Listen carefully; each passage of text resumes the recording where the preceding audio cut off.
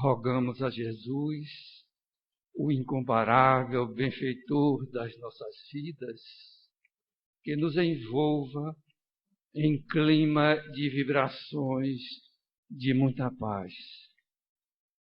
No dia 8 de maio de 1988, na Casa de Oração Bezerra de Menezes, em Salvador, Bahia, o médium e tribuno baiano Divaldo Franco apresentou ao público ali presente uma proposta de responsabilidade que ficou conhecida com a denominação de Trilogia de Joana de Ângeles. Posteriormente, esta palestra foi transformada em letras de forma e que tomou o título em um pequeno opúsculo chamado Novos Rumos para o Centro Espírita. Vamos utilizar de um pano de fundo dessa palestra para apresentar a nossa exposição doutrinária dessa noite, a fim de sairmos daqui com uma ideia mais bem colocada na nossa mente a respeito da finalidade da nossa presença no Centro Espírita.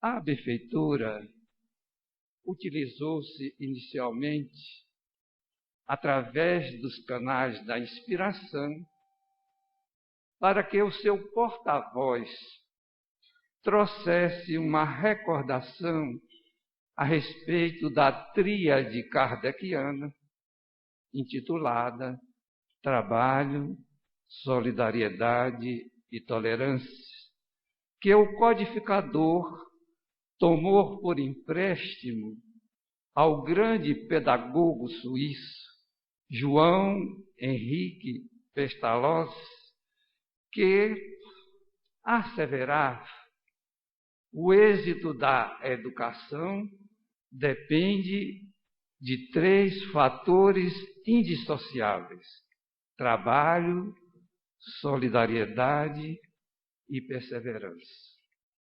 Todavia, Allan Kardec, de uma forma bem pedagógica, substituiu a palavra perseverança, que o pedagogo João Henrique Pestalozzi utilizava com uma concepção de que o educador precisa persistir no ensino através de todas as formas possíveis, até que o educando assimile as ideias que ele está transmitindo. Allan Kardec, substituindo perseverança por tolerância, teve o ensejo de criar uma conceituação mais consentânea com o que acontece no centro espírita, porque ele sabia que todos aqueles que convergiam para as casas espíritas vinham de diversas denominações de pensamento filosófico e de religião. Então precisavam, sobretudo, de uma tolerância necessária para que ele se adaptasse às novas ideias e pudessem levar adiante a conceituação que estavam recebendo de uma forma mais proveitosa. Inclusive, dentro de um centro espírita existe um público heterogêneo. Por isso mesmo as exposições doutrinárias devem ser preparadas com muito carinho, com muito cuidado, para que o Espiritismo seja transmitido de uma forma acessível e que as pessoas consigam sair, depois de escutar uma palestra espírita, levando, sedimentado na sua mente, uma forma mais proveitosa para colocar em prática durante a sua vida cotidiana. Justamente nessa época, estava se observando que os palestrantes espíritas não estavam tendo um cuidado ideal a respeito da preparação das suas exposições. Muitos deles, possivelmente já de uma forma presunçosa, porque já eram palestrantes de há muito tempo, não mais preparavam as palestras. Chegavam nas casas espíritas e começavam a falar de tudo, menos do Espiritismo e de Jesus. E como é natural, isto estava sendo observado pela benfeitora espiritual, que, certa feita, apareceu ao médium Divaldo Franco, como ela fazia cotidianamente, e lhe disse com muita ternura: meu filho, precisamos espiritizar a nossa casa. E Divaldo ficou surpreendido. Mas a senhora está dizendo que nós não estamos ensinando espiritismo aqui no nosso centro? E ela, ternamente, lhe disse: não tire conclusões apressadas. E naquela oportunidade, ela lhe apresentou as coordenadas da sua ideia para que ele propelasse naquela oportunidade que ele ia fazer a sua conferência no Centro Espírita, tivesse o ensejo de levar ao público esta trilogia do espiritizar, do qualificar e do humanizar.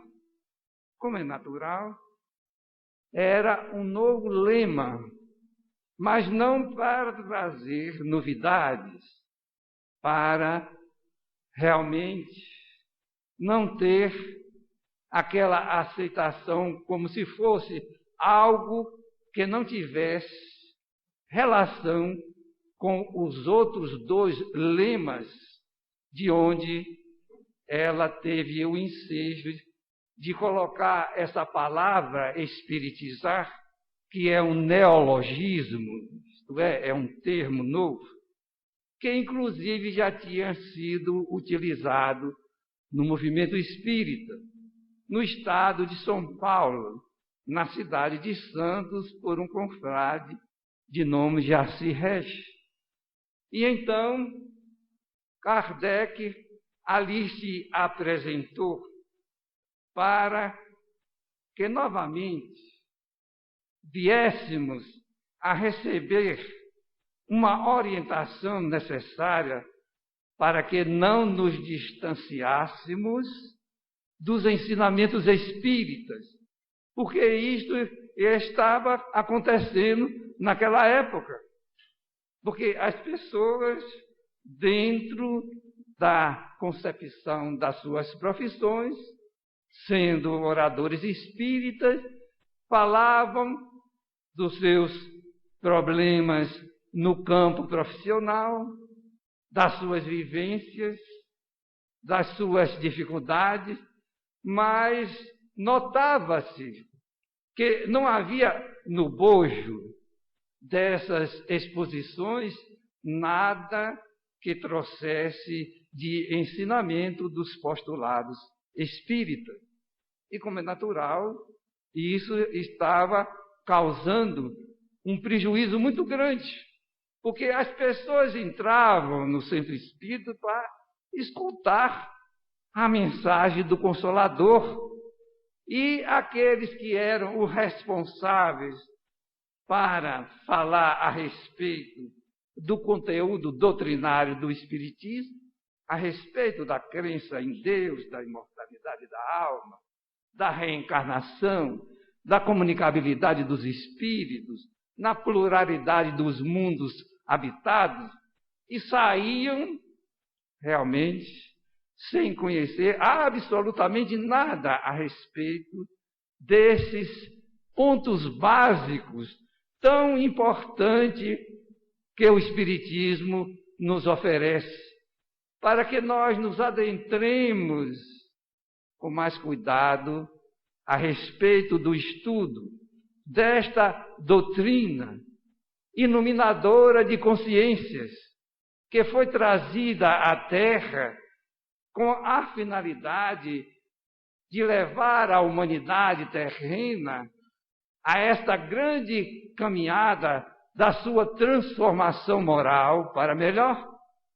E, como é natural, estava perdendo o Espiritismo um grande ensejo de esclarecer aqueles que buscavam a doutrina, inclusive trazendo de pensamentos de outras origens, de religiões tradicionais, ideias totalmente ultrapassadas, daquele Deus antropomórfico que era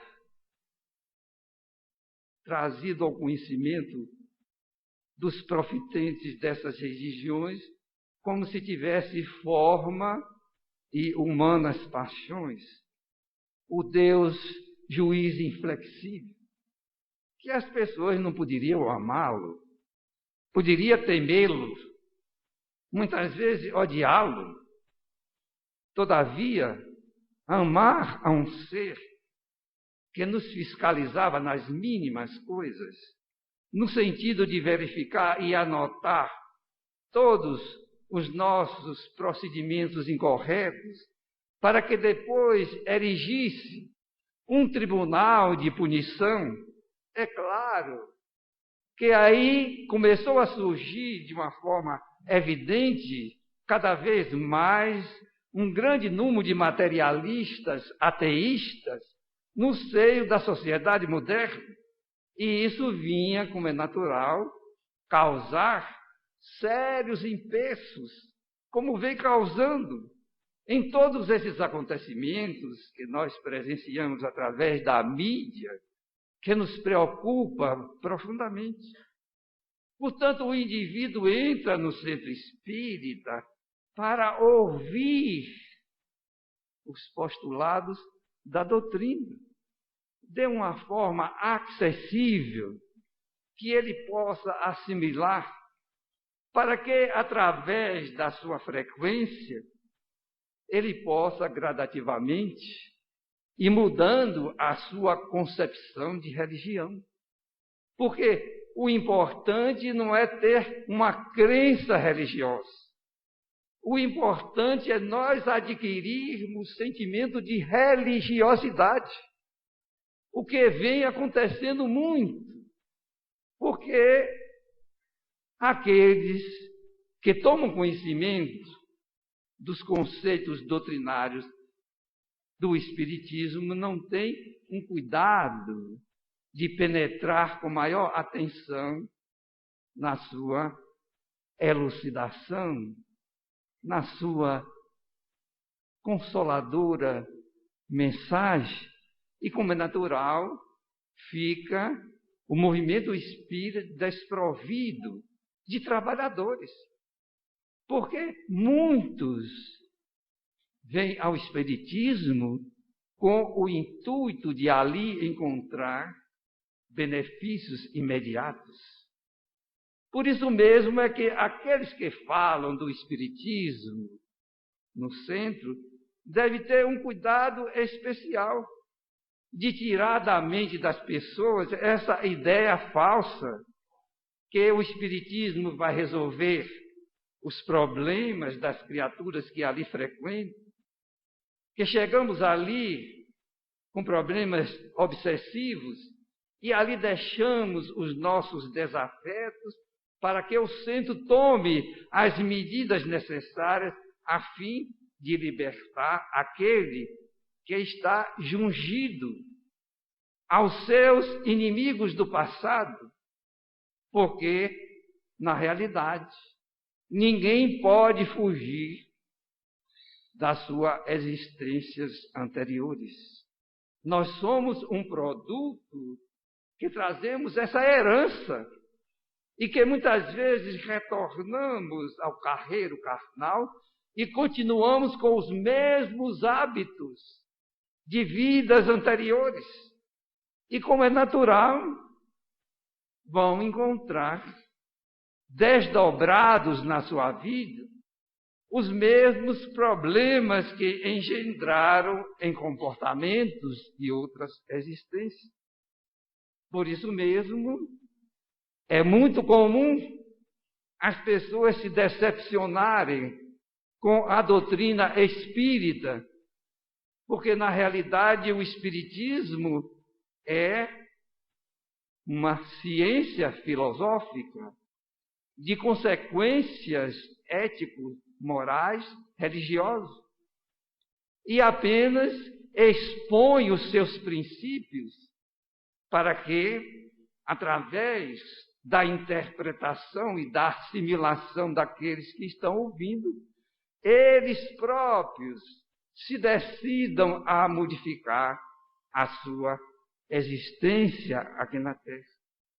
Porque nós trazemos, muitas vezes, hábitos milenares que não conseguimos nos libertar de imediato.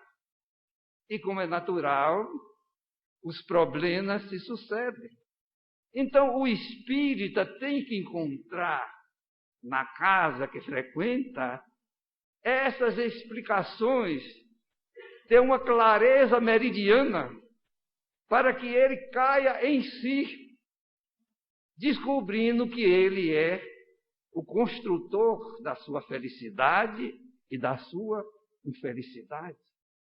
Isso é muito importante, que o Espiritismo lhe acena agora que ele modifique a sua postura comportamental, que se liberte das imperfeições presentes na sua personalidade.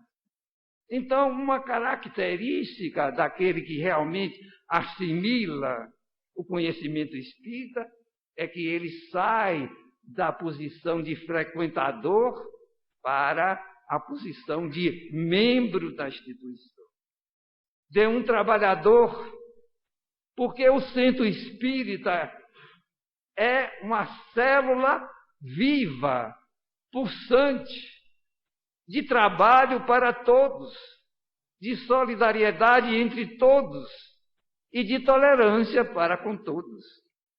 E por isso mesmo é necessário que a pessoa, sabendo dessas notícias, vá gradativamente removendo aquela carapaça de alguém que está sempre codependente de outros para resolver as suas problemáticas aqui na Terra. Portanto, esta conceituação do indivíduo que frequenta a casa espírita é muito importante que nós saibamos. Ele agora não fica mais como um ouvinte, ele se aproxima da direção da casa, ele descobre na própria elucidação da doutrina a ciência de servir.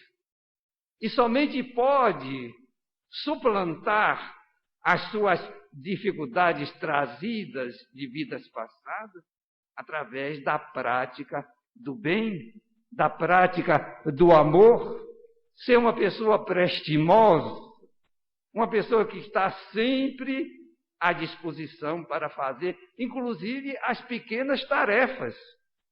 Porque ninguém pode iniciar no centro espírita, sendo introduzido para fazer as tarefas mais dificultosas. Este é o sinal característico de que a doutrina tocou na sensibilidade da pessoa. Enquanto ele fica pura e simplesmente como um simpatizante, ele pode repentinamente deixar de frequentar o centro espírita. Por isto, a benfeitora criou esse neologismo chamado espiritizar.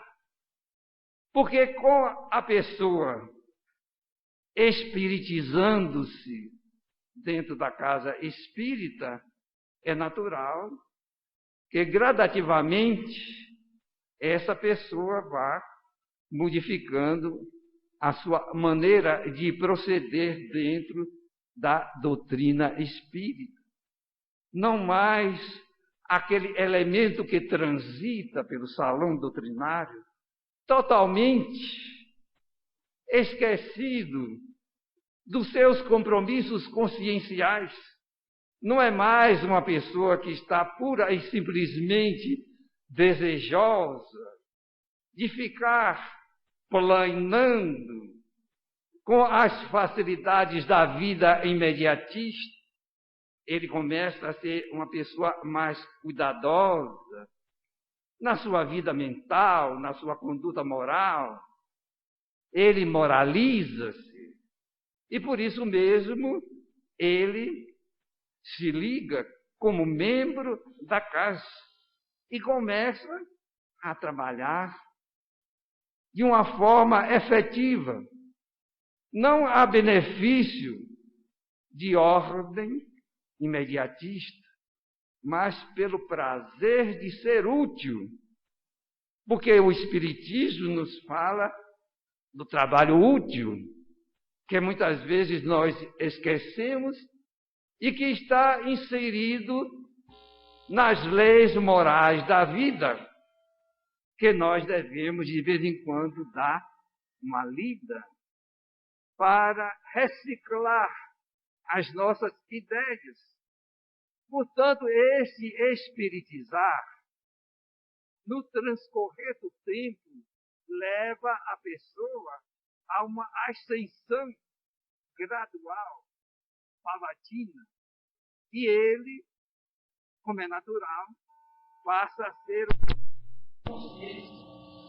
Isto é alguém que se qualifica de uma forma efetiva, melhorando as suas qualidades morais, as qualidades pessoais, as qualidades sociais, e por que não dizer as suas qualidades de trabalhador espírita, que é o ponto ideal de nós nos vincularmos na casa espírita. Em seguida, a pessoa passa a praticar a caridade. Começa a generosidade, onde a pessoa traz coisas, utensílios, dinheiro, abre a mão, porque é uma característica da abertura, da generosidade no sentimento humano. Mas depois o indivíduo começa a descobrir que a verdadeira caridade não é somente aquela de dar objetos, dar pertences, da comida, da coisa. Existe uma caridade mais importante. E naquele dia, aquelas duas senhoras conversavam de uma forma de intimidade. E uma dizia à outra: minha amiga, eu me sinto muito frustrada, porque eu gostaria muito de ser uma pessoa generosa, mas eu não tenho recursos para realmente ajudar as pessoas. E a outra ficou surpreendida com essa concepção. Ele disse: acho que a senhora está equivocada, Não é somente com coisas, com dinheiro, com ajuda material, que se faz a caridade. Aliás, a caridade material tem muito valor. Mas existe uma outra caridade que é muito mais considerável.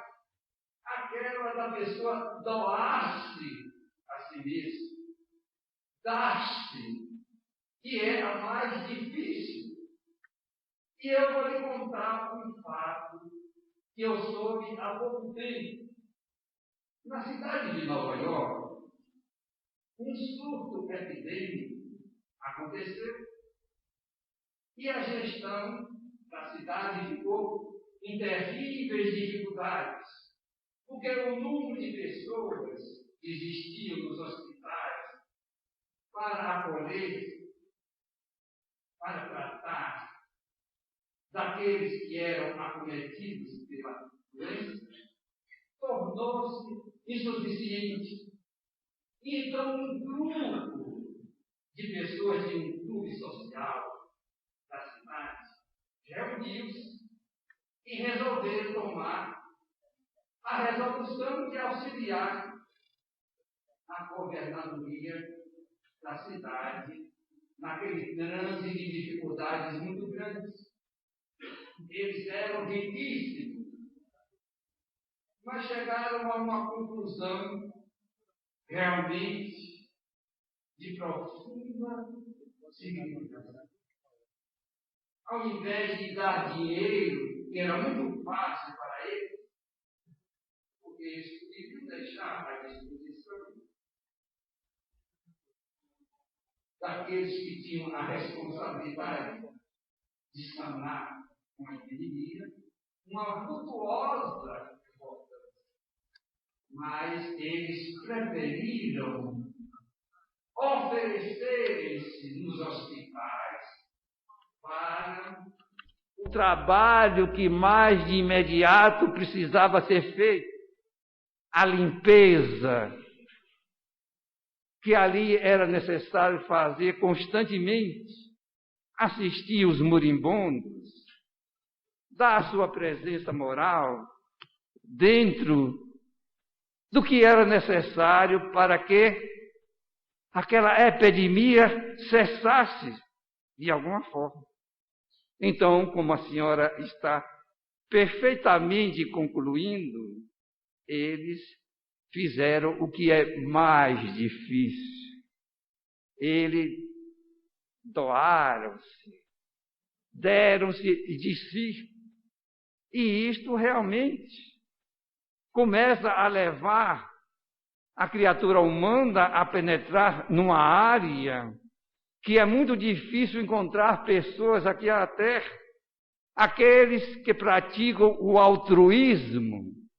O altruísmo é um sentimento que leva a pessoa a demonstrar amor mais ao próximo do que a si mesmo. E isto é perfeitamente possível através dos primeiros passos que se dá. Porque o espírita nunca deve ficar satisfeito com as suas conquistas no campo das virtudes. Ele deve sempre almejar mais. Nunca se deve ouvir de um espírita a palavra não posso, não consigo.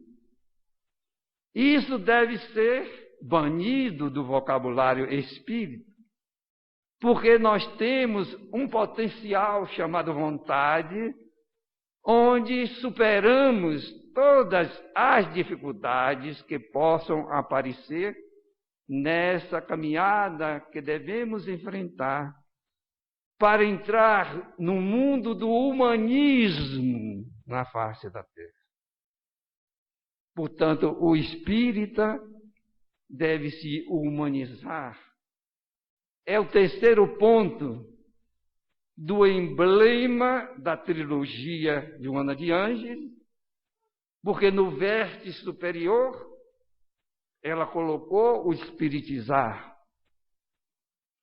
O espiritizar tem uma projeção para o infinito. Esse aqui é o fato incontestável. É o conhecimento que vai levar o indivíduo a transpor barreiras que a princípio podem parecer intransponíveis. Depois, o qualificar, o estudo. Nós tivemos o ensejo de, no nosso seminário, demonstrar como é importante o estudo continuado da doutrina, que vai nos dar o conhecimento necessário para que nós possamos desenvolver a nossa intelectualidade, que vai abrir espaço para aumentar o nosso nível moral consciencial. Do outro lado, ela colocou no vértice inferior o humanizar, a prática do bem. O bem é tudo que é conforme à lei do Deus. O mal é tudo que é contrário à lei do Deus. E por isso mesmo, é através da doutrina que nós conseguimos identificar aquilo que é o bem e aquilo que é o mal. Inclusive, nos libertarmos da intolerância. Kardec foi muito sábio quando ele colocou na tríade do Centro Espírita essa palavra, a tolerância. Porque, na realidade, como é esta casa, ela não é somente de pedra e cal. Ela é composta de gente, de irmãos, que aqui vêm para se amarem como Jesus amou a todos nós. Essa é a igreja viva que o apóstolo Paulo já se referia e que nós devemos colocar na pauta dentro das nossas casas espíritas, para poder realmente não sermos surpreendidos com a técnica dos nossos adversários. Porque na trilogia, a solidariedade é o traço de união para a união. Os espíritas devem se unir como um feixe de vara inquebrantável, como ensinava Jesus, para que os nossos adversários não se utilizem da técnica do dividir para imperar. Isso é uma preocupação muito grande dos numes tutelares, inclusive do doutor Bezerra de Menezes, que foi um dos grandes, e até hoje é, batalhador da mensagem de união. Porque sem a união, nunca poderemos unificar as práticas espíritas. E isso, de alguma forma, emperra a divulgação da doutrina. Esse modernismo que muitas vezes penetra no centro espírita, de uma forma insidiosa, onde companheiros espíritas começam a fazer promessas de curas, começa a deturpar a finalidade do espiritismo. E isto, como é natural, causa problemas muito sérios. Nós fomos realizar um seminário em Manaus e lá havia uma casa espírita que estruturou todo o seu trabalho em curas, prometer cura de corpos. E durante o nosso seminário, eles nos fizeram a pergunta característica para ouvir a nossa opinião. E nós tivemos o ensejo de dizer aquilo que realmente é o Espiritismo. Que a finalidade do Espiritismo não é curar corpos.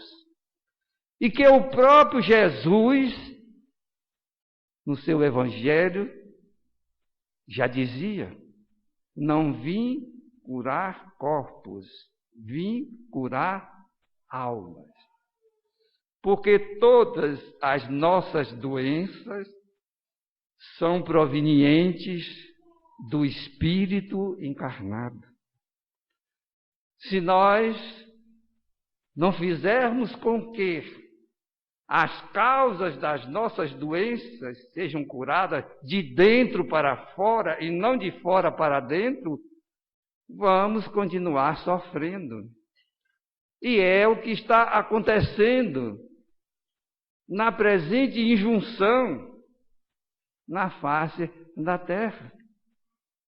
As rogativas que se multiplicam, as pessoas imprevidentes fazem tudo aquilo para prejudicar a saúde, depois ficam fazendo rogativas a Deus para que Ele lhe torne a dar a saúde que tinha e que a pessoa realmente não valorizou. Os grandes valores da saúde estão sendo esquecidos. A capacidade de ver, de ouvir, de falar, que está sendo esquecida por muitos daqueles que estão ouvindo a mensagem da doutrina espírita. Portanto, nesse particular, é muito importante que nós nos situemos dentro do aspecto tolerante, que inclusive é a mensagem de Jesus, e que está no livro Atualidade do Pensamento do Mestre, onde ele nos acena com essa necessidade premente na face da terra. É a ideia de que a justiça deve ser feita, mas não da maneira exata como deve ter a consequência proveitosa para o que erra. Hoje se ouve muito na sociedade moderna: queremos justiça, mas por detrás dessa palavra, na realidade, ouve-se o eco: queremos vingança e não justiça. Portanto, o Espiritismo vem nos explicar para que nós nos toleremos, que nós não fomos criados na ideia falsa que foi colocada à disposição do conhecimento humano, que nós transitamos pelos reinos inferiores da natureza, que o nosso princípio espiritual dormiu no mineral, acordou no vegetal, sentiu no animal e começou a pensar no homem. Então, esse processo tem que nos sensibilizar para que nós realmente sintamos mais tolerância por aqueles que estão vivendo junto de nós no dia a dia da nossa existência. A intolerância está causando sérios problemas na face da terra. Líamos, para ilustrar as consequências da intolerância, a vivência de um médico, que ele conta nas páginas da imprensa internacional, que justamente ele foi criado com esse conceito. A pessoa errou, tem que ser punido severamente. Não tem alternativa.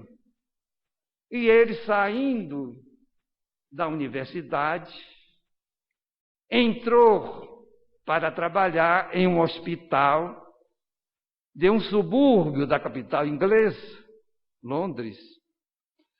E naquela noite, ele teve o primeiro ensejo de verificar as consequências da forma educacional equivocada que ele recebeu.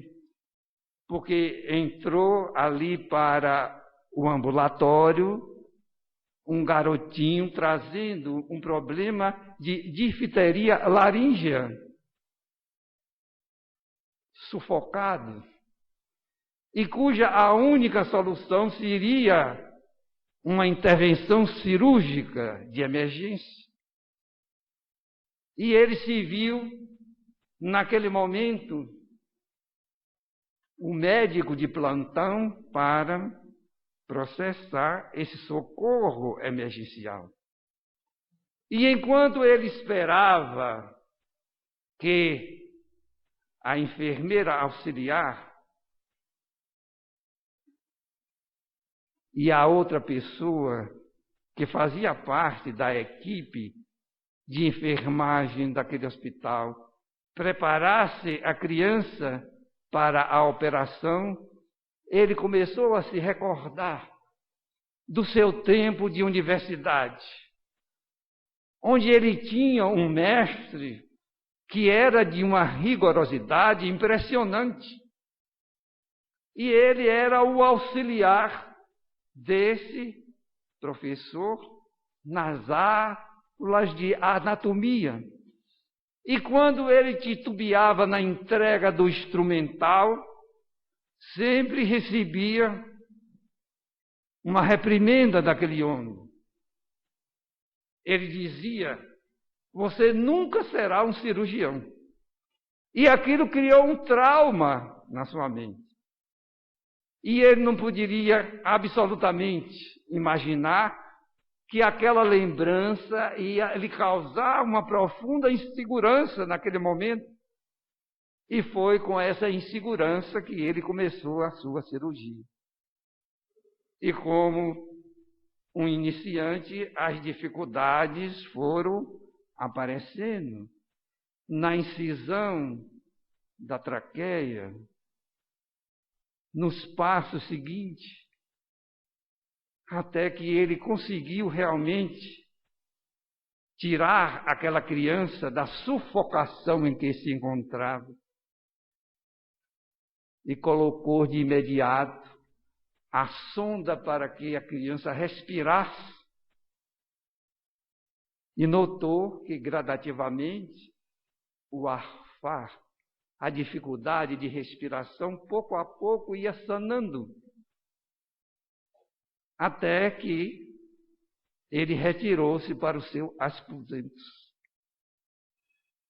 Nos seus aposentos, ele se recolheu e 4 horas mais tarde, alguém bateu freneticamente na porta. E ele levantou-se de súbito e foi atender. Era a auxiliar de enfermagem. Doutor, venha depressa.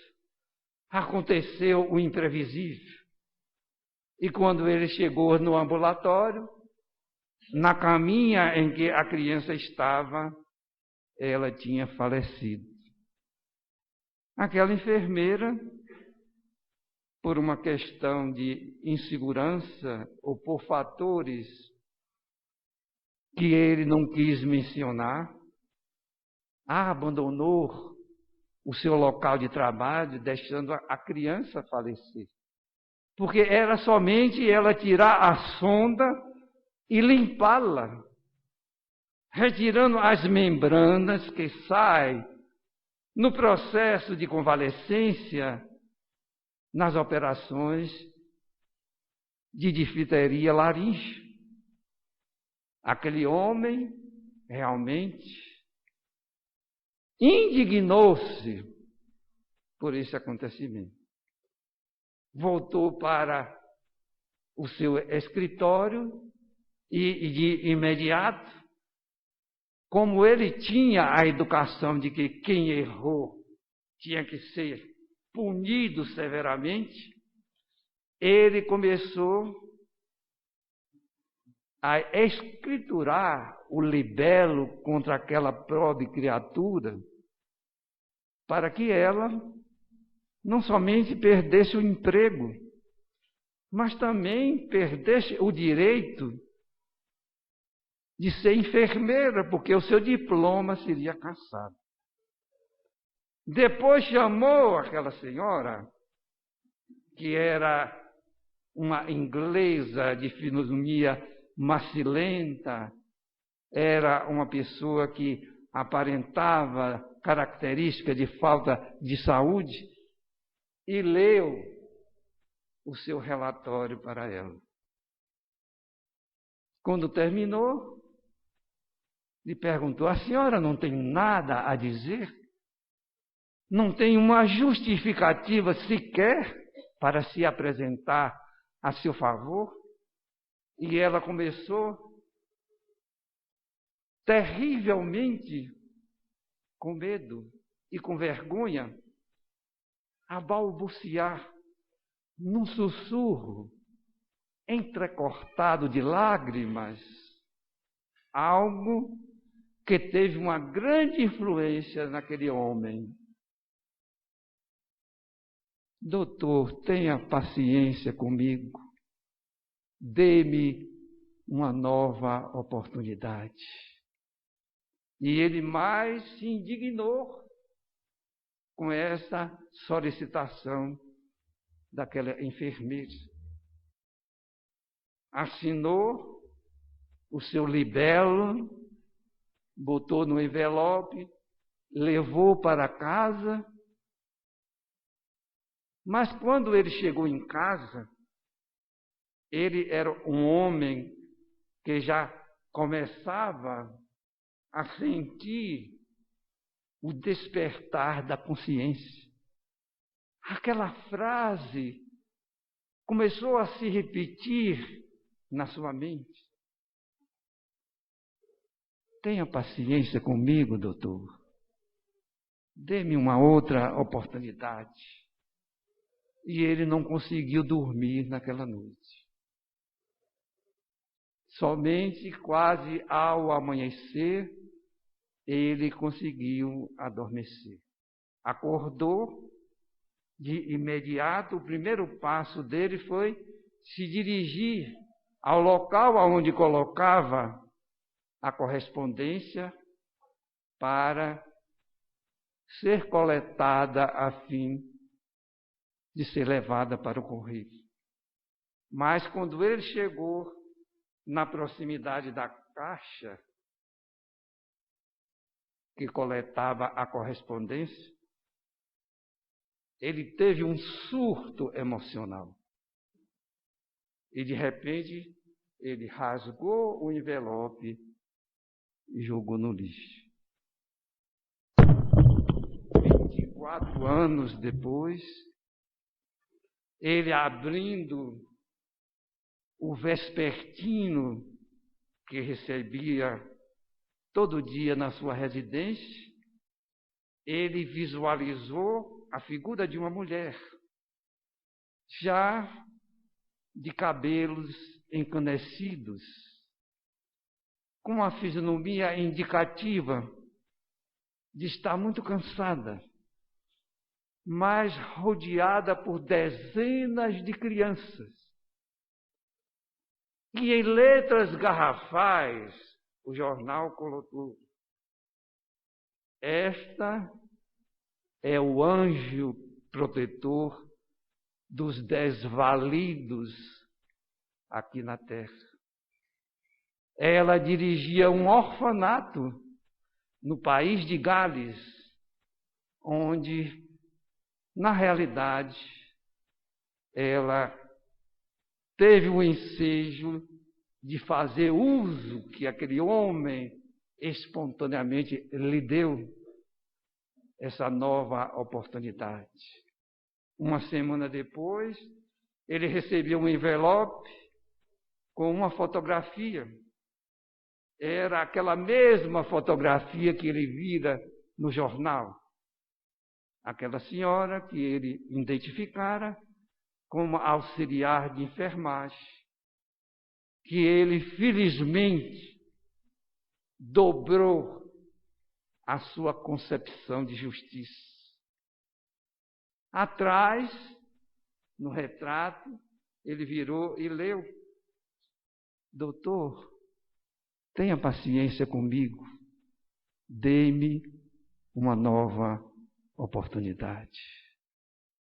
Não precisa realmente enaltecer o pensamento kardeciano de colocar na sua tríade, substituindo a perseverança pela tolerância. Porque todos nós precisamos de tolerância. Quem não precisa? A divindade é uma prova inconteste desta tolerância, que sempre abre as portas da reencarnação, nos dando nova oportunidade para que nós nos recuperemos diante de nós próprios. Por isso, na pergunta 779 de O Livro dos Espíritos, na Lei de Progresso, Kardec inquire os guias da humanidade. Onde encontra o homem forças para progredir? O progresso é fruto de um ensinamento? E a resposta: o homem progride naturalmente, gradativamente, gradualmente, mas nem todos progridem da mesma forma, da mesma maneira. Os que já avançaram na lei do progresso assumem a responsabilidade de auxiliar aqueles que estão na retaguarda através do convívio social. Por isso, a casa espírita é um local onde deve prevalecer a tolerância, não com o fermento da conivência, mas devemos desculpar, porque, como acabamos de ouvir a ilustração narrada em todos os detalhes, nós precisamos realmente colocar em primeiro plano na nossa vida esse momento de tolerância que está sendo muito esquecido na sociedade da qual nós fazemos parte. Por isto, Jesus, o incomparável benfeitor da nossa vida, viveu aqui na terra, dando as maiores lições de tolerância. Mulher, aonde estão aqueles que te condenavam? Foram-se, Senhor. Eu não te condeno. Todavia, vai e não tornes a errar, para que não te aconteça algo pior. Lição mais viva e oportuna do que esta não existe. Portanto, toleremos o nosso próximo, mas toleremos-nos também. É necessário que isto aconteça. Muita paz para todos.